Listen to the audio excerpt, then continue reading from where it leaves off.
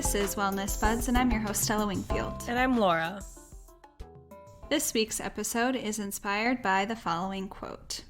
Take chances, make mistakes, that's how you grow. Mary Tyler Moore. Love it. Short, concise, to the point, and mistakes, we all make them. It's all a part of life, and it all helps you grow, so you can't really grow without making mistakes and trying new things. Life is so fun that we get to try all the things, meet new people, see new places, embark on personal endeavors. Yes. Obviously, no one's perfect along the way. So, yeah, I think that just kind of goes into our first prompt really well. Name a time when your initial impression about a person, place, thing, or idea was incorrect, and what did you learn from that experience? Do you care? Do you want to go first? Did you like going first? You didn't? You're shaking your head. my subconscious. I actually don't mind either way. Okay, we'll take the reins then. Okay, this one is funny because I kind of had two answers.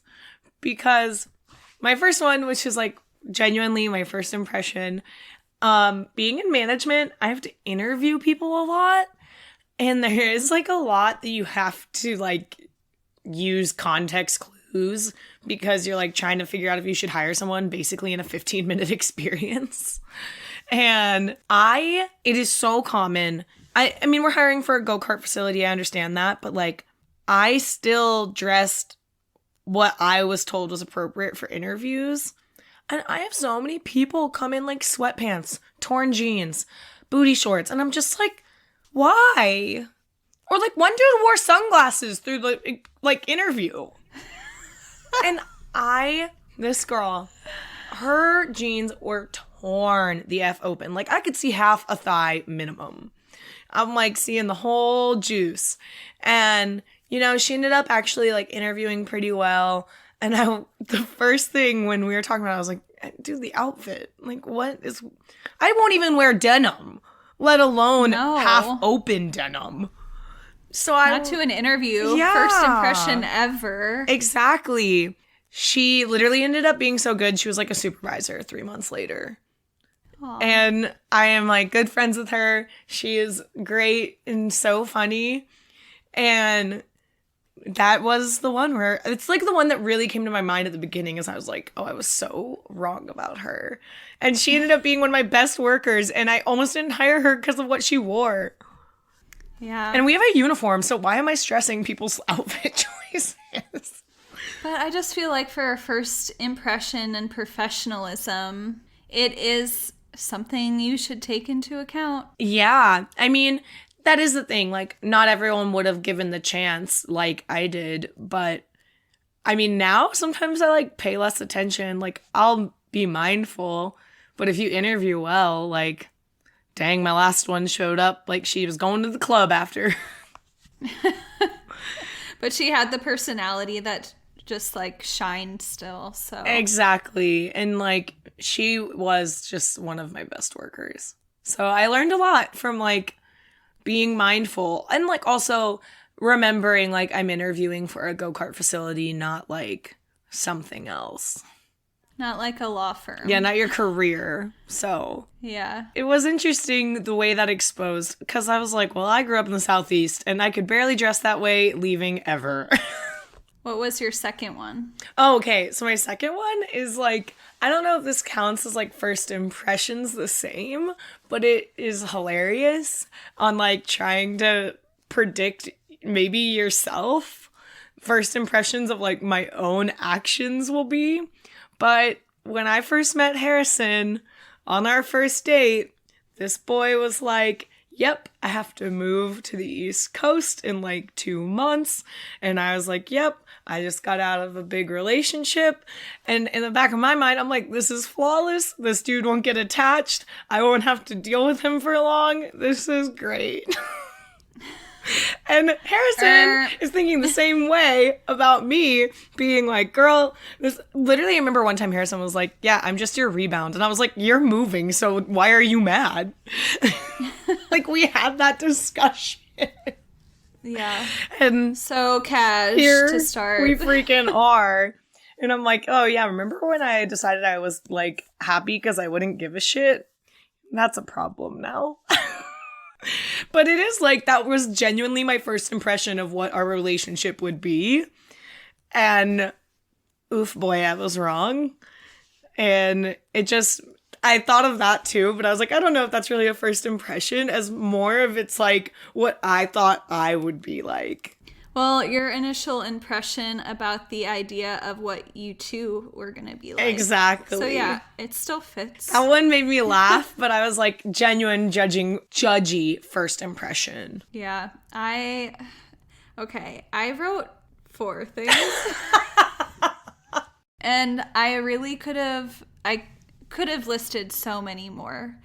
Especially my younger self was so judgy about everything. My first impression was it. You couldn't change my mind back then.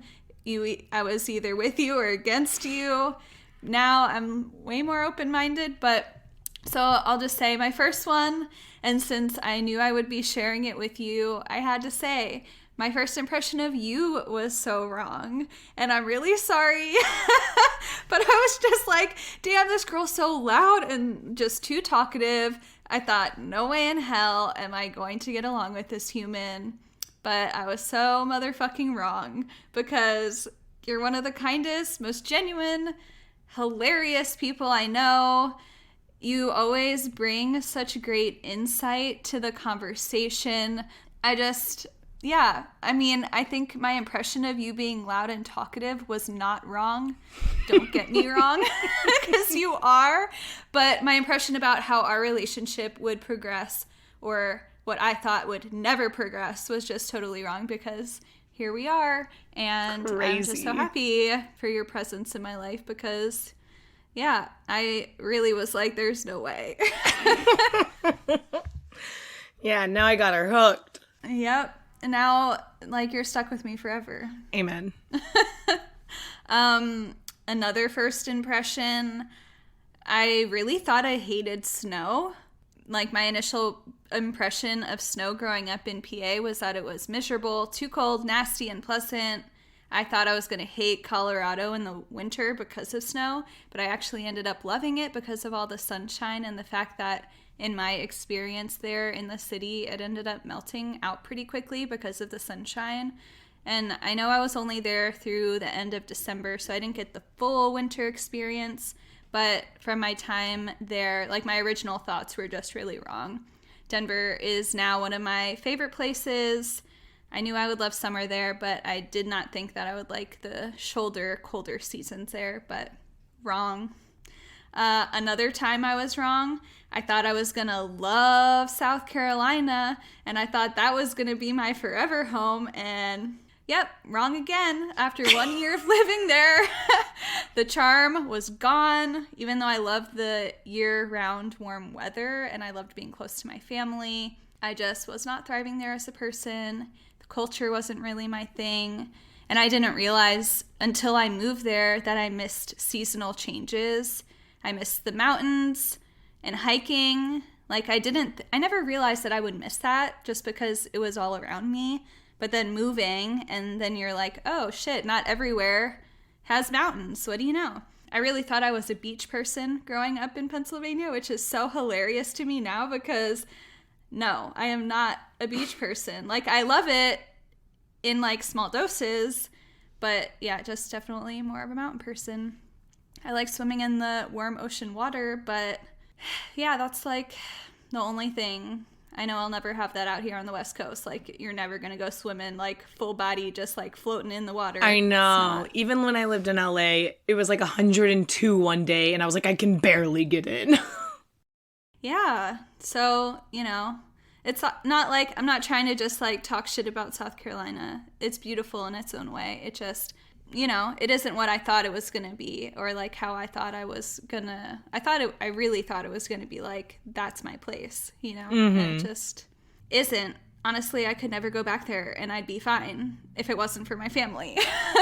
Like, I'm going to go back because I love those humans, and I'm very lucky to have such wonderful humans as my family. But, yeah.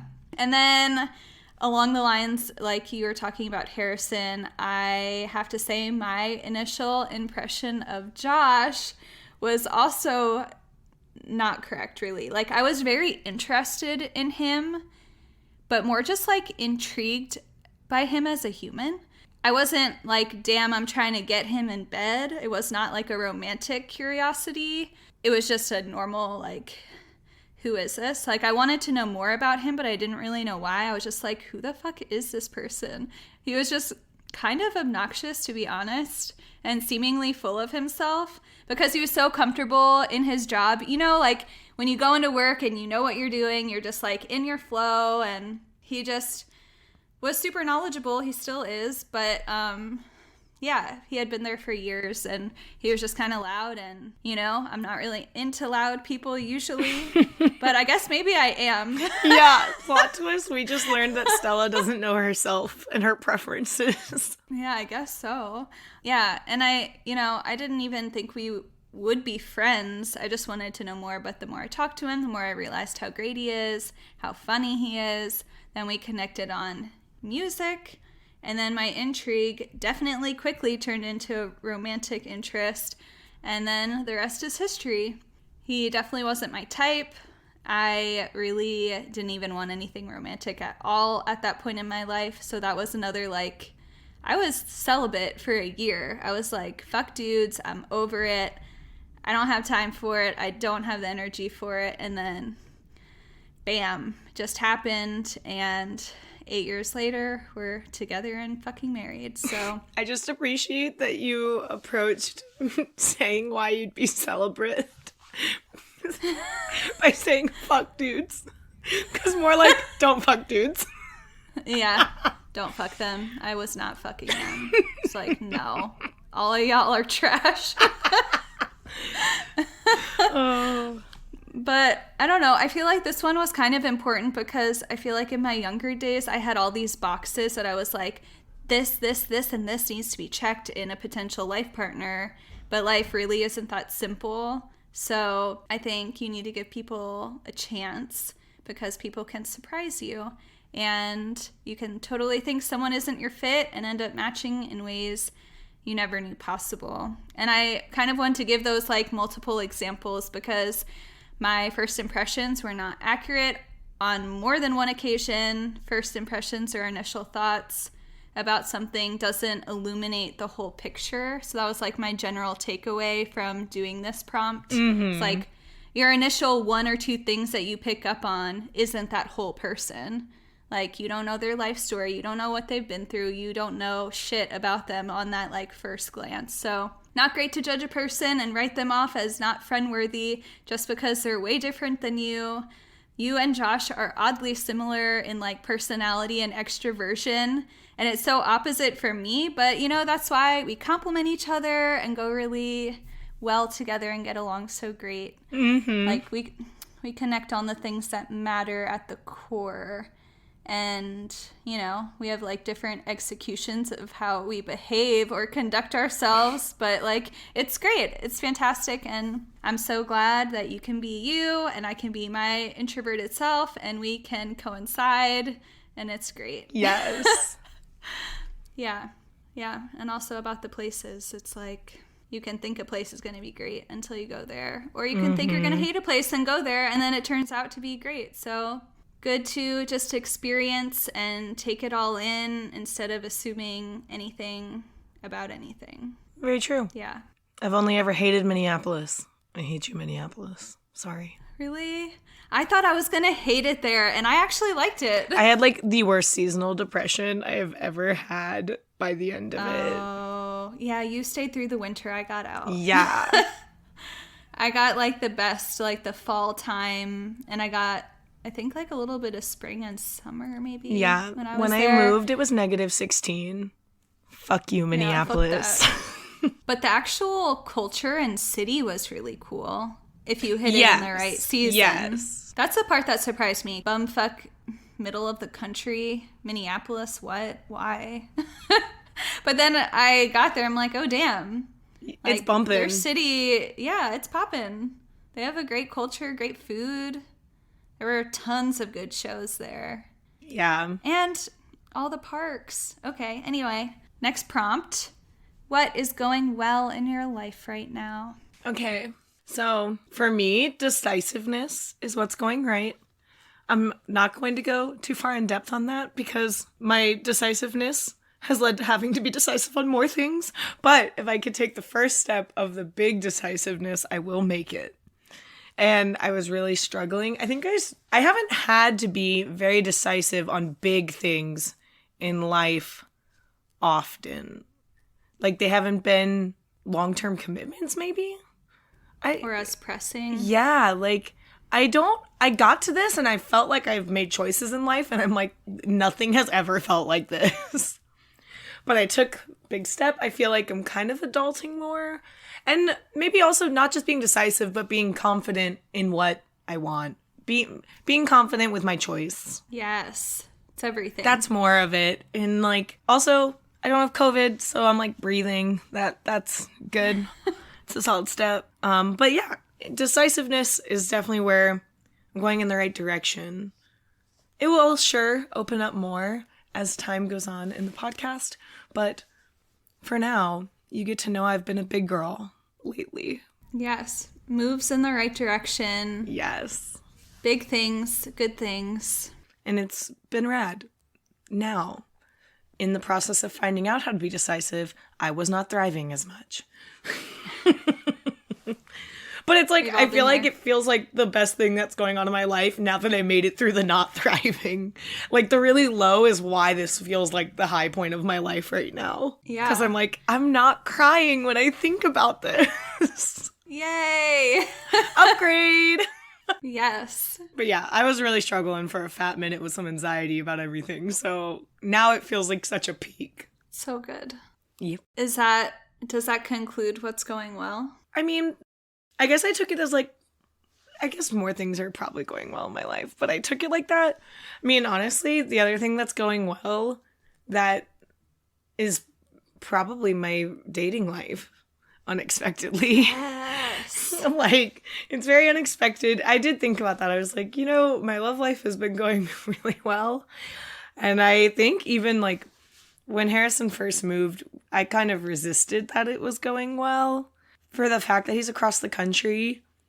And like, I just didn't expect to find someone that I meshed with so well, so quickly after a long relationship. Yeah. What are the odds of that? Yeah. And like, ending my relationship, one of the scariest parts was feeling like you're not going to find another person that you can mesh fully with. Well, I did. And due to many reasons, I found someone that also knows how to treat me better.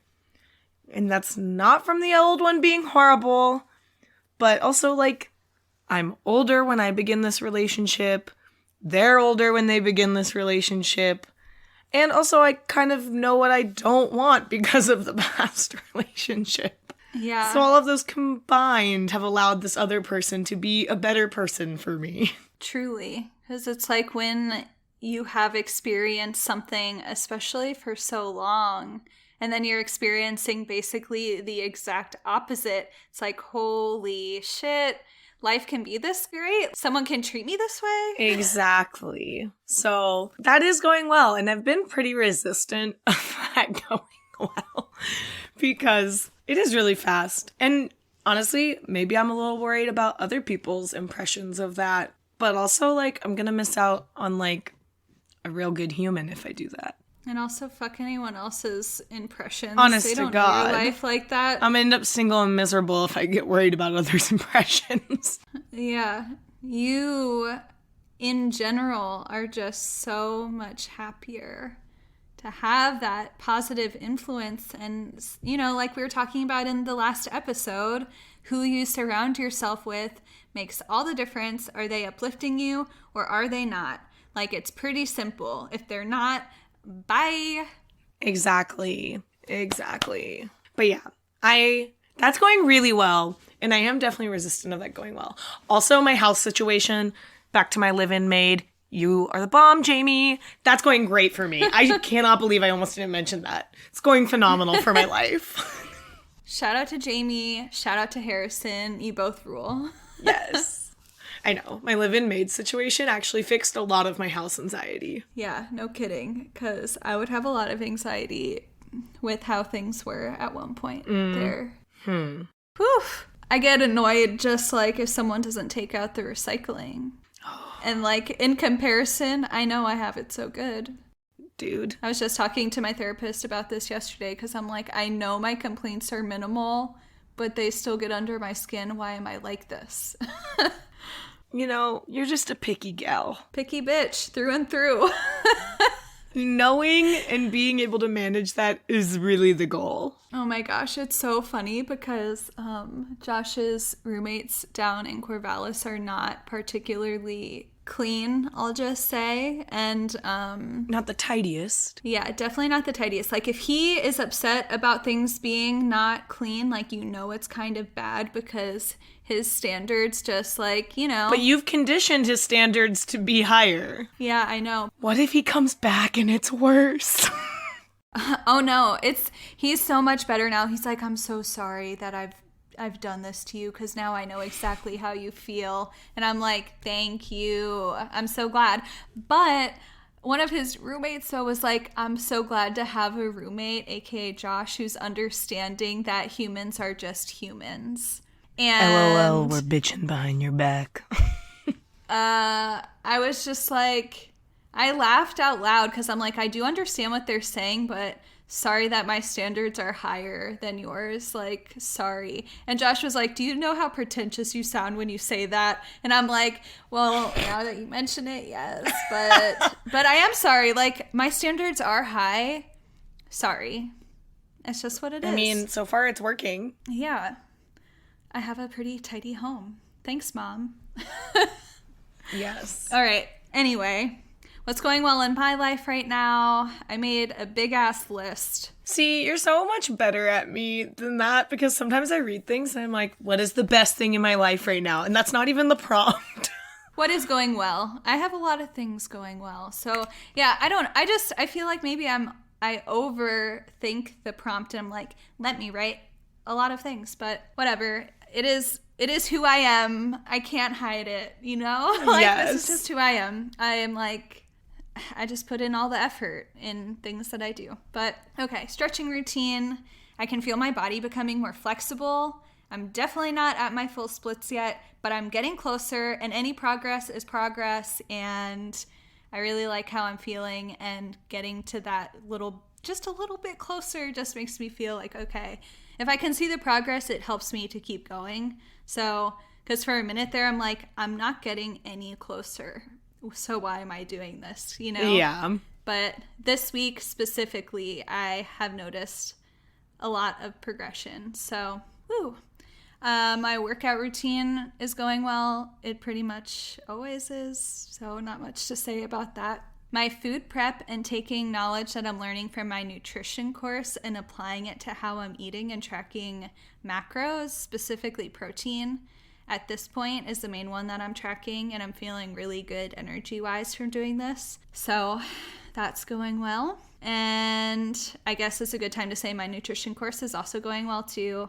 I know it's like a slow progression, but it's still progression, so I'm just trying to take my time to soak in the knowledge instead of rushing it, because I just feel like for retention purposes and for eventually guiding people, like I just want to make sure that my knowledge is very solid to be the best coach eventually that I can be with that. My relationship with Josh is stronger than ever.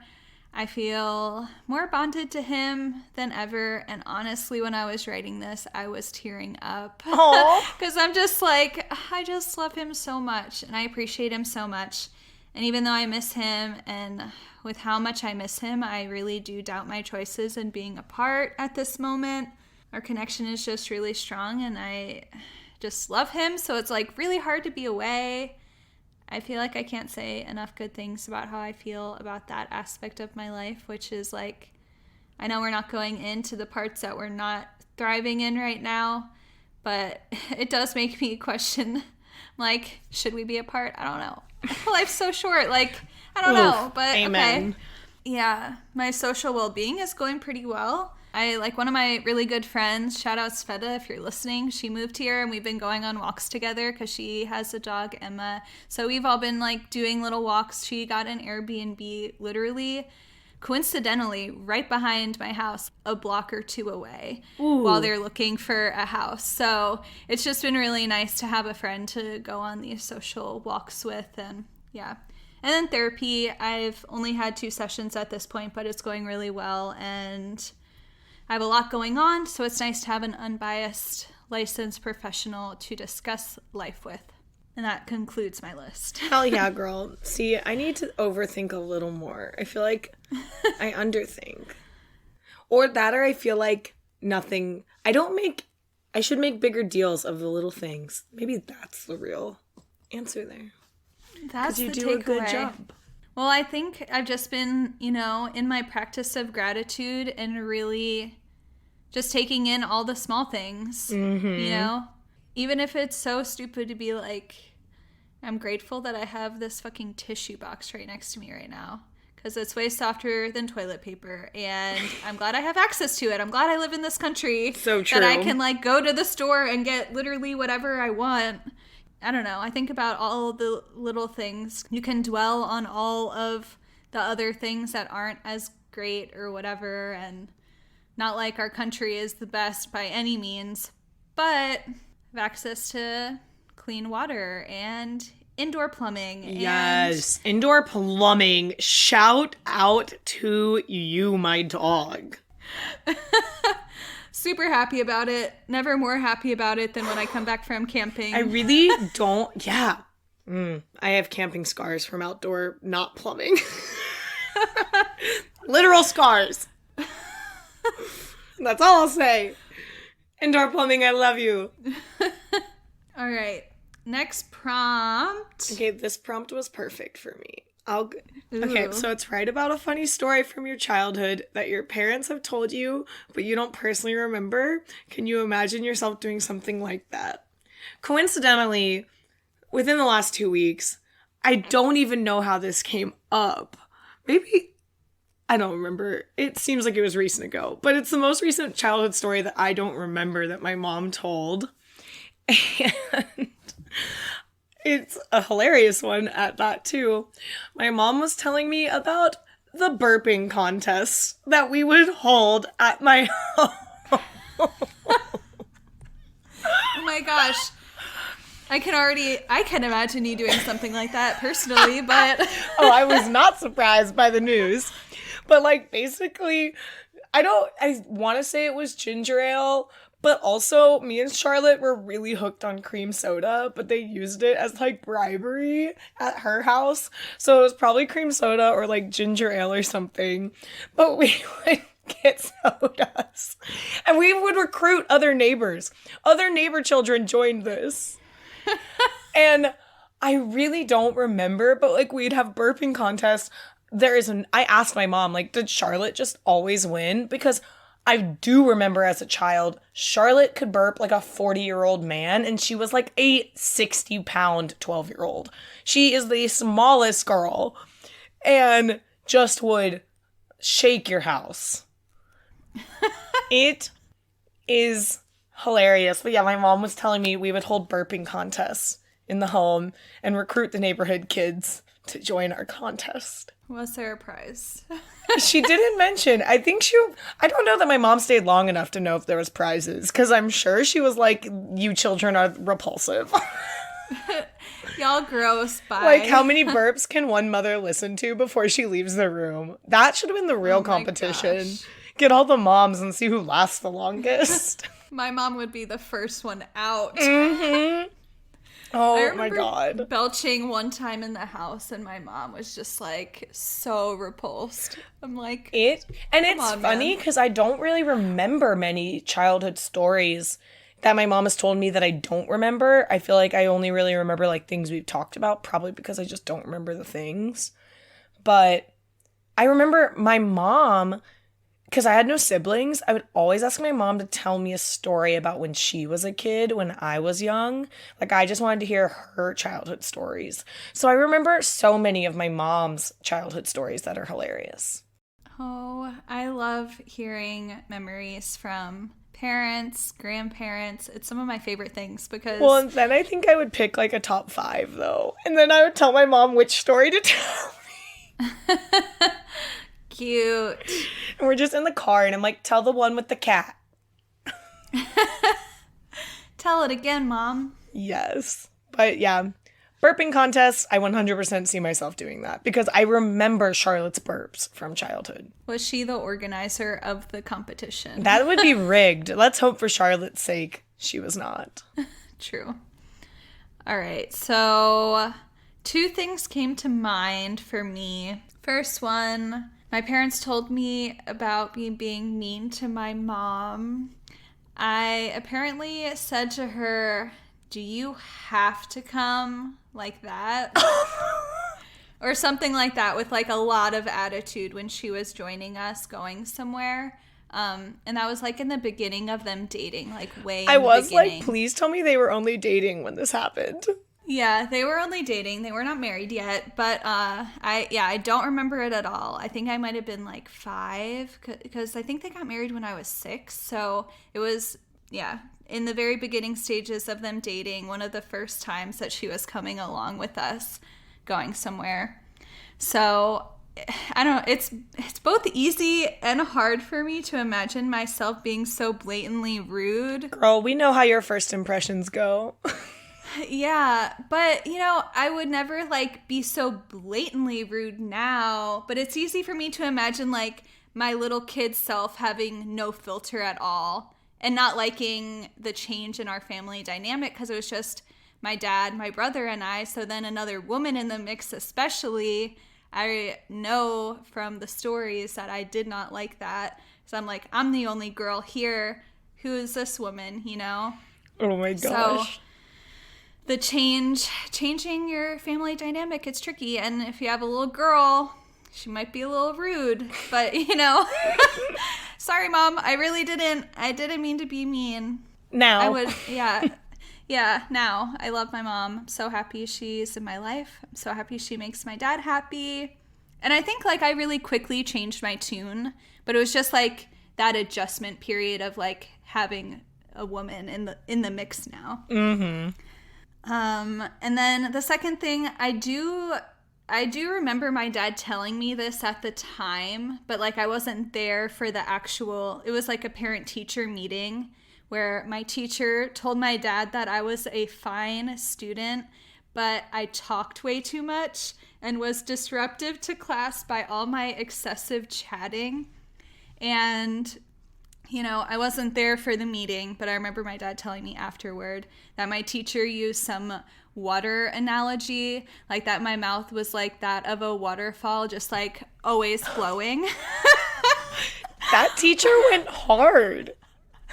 Yeah, and I think I just brought it up because I just think it's so funny when that other prompt about not really liking loud and talkative people, when I was a kid, I do remember being super talkative and chatty, and then I guess, I don't know, you ran out of words. I guess so. And then I was like, okay, I'm gonna be an introvert now. I don't really know what happened. So it's really hard for me to imagine myself being like that, even though I do kind of remember being chattier when I was younger. I think that was in 4th grade. So that's so funny. Yeah. Your first impression of yourself was wrong and you changed your mind. It's okay to change your mind. True. So funny, though. I really kind of like these, memory jogging prompts of, things that you haven't thought about in forever. Yeah. I know. One of the other ones that I remember my mom telling me was when my Aunt Maureen came to town, and I love my Aunt Maureen. I was really excited to show her that I could put my bike helmet on by myself. Impressive. That was my talent of the week, because I finally had got where I wouldn't pinch myself, and then when showing her, I pinched myself and I lost my shit. And just broke down, and my mom was like, you were just so excited, and then it got soiled. And I remember that helmet. It had ocean life on it. I was really excited to self-buckle. Okay. You know, it's a big move, big steps. Because I'd always pinch right here. And that is traumatizing. Ow. Yeah, ow. Yeah. I knocked myself down. Luckily, you have that skill down now, so. Yes.